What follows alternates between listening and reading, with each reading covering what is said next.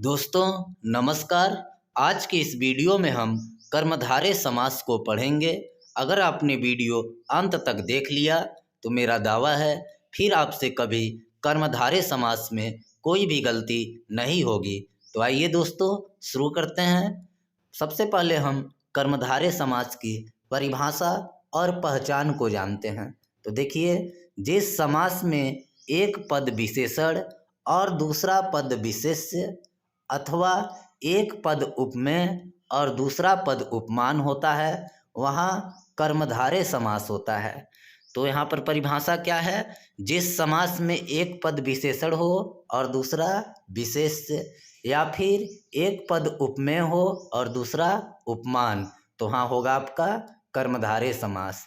तो आइए सबसे पहले हम जानते हैं विशेषण विशेष्य क्या होता है। तो देखिए, विशेषण का मतलब जो विशेषता बताता है, विशेषता बताने वाले को कहते हैं विशेषण, और विशेष्य जिसकी विशेषता बताई जाती है वो कहलाएगा विशेष्य। जैसे मैंने यहाँ पर एक उदाहरण रखा है कि सांप काला है और चाय गर्म है। तो देखिए, सांप काला है, इसमें विशेषण क्या है?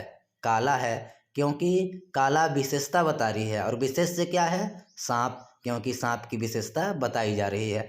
तो जो विशेषता बतलाने वाला हो वो विशेषण, और जो विशेषता को बताए वो विशेष्य होता है।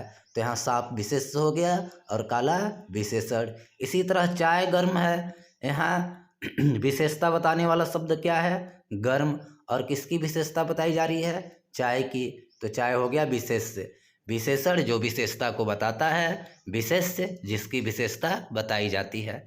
तो इसी आधार पर दो तरह के कर्मधारय समास होते हैं, विशेषण विशेष्य कर्मधारय और उपमेय उपमान कर्मधारय। तो आइए देखते हैं। इधर आपका समस्त पद है, समास है, और इधर समास का विग्रह है। तो जैसे नील गाय, नील गाय, यहाँ देखिए नील शब्द विशेषण है और गाय शब्द विशेष्य है। इसका समास विग्रह होगा नीला है जो गाय। तो ये आपका कौन सा समास हुआ? कर्मधारय समास। विशेषण विशेष्य कर्मधारय हो गया। इसी तरह महात्मा, एक पद महान और दूसरा पद आत्मा है, यानी एक पद महान विशेषण है और आत्मा विशेष्य है। आत्मा की विशेषता बताई जा रही है, समास विग्रह हुआ महान है जो आत्मा। इसी तरह देख लीजिए महाकवि, महा यानी महान, कवि का मतलब कवि, तो महान विशेषण है तो एक पद विशेषण हो गया, और है किसकी विशेषता बताई जा रही है? कवि की, कवि विशेष्य हो गया। तो इसमें भी एक पद विशेषण और दूसरा विशेष्य है, समास विग्रह होगा महान है जो कवि।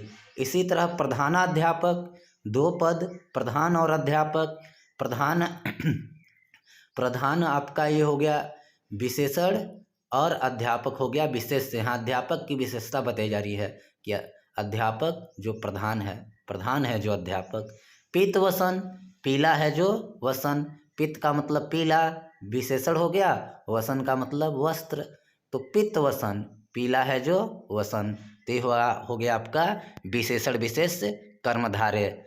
अब दूसरा है उपमेय उपमान कर्मधारय।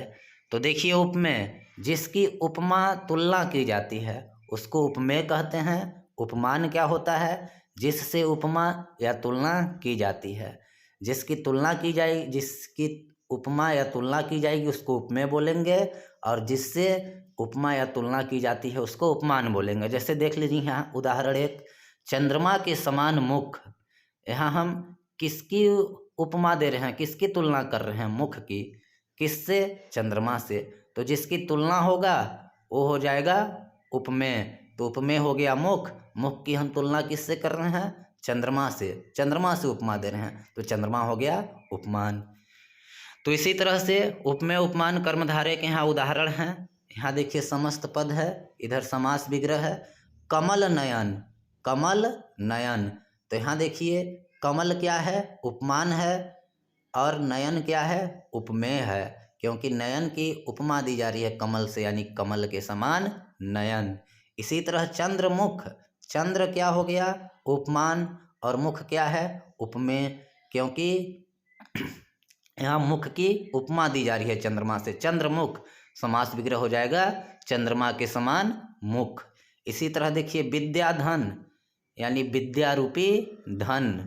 क्रोधा अग्नि, समास विग्रह क्रोध रूपी अग्नि, मृग लोचन, लोचन कैसी, लोचन की उपमा किससे, मृग से, यानी मृग के समान लोचन नेत्र।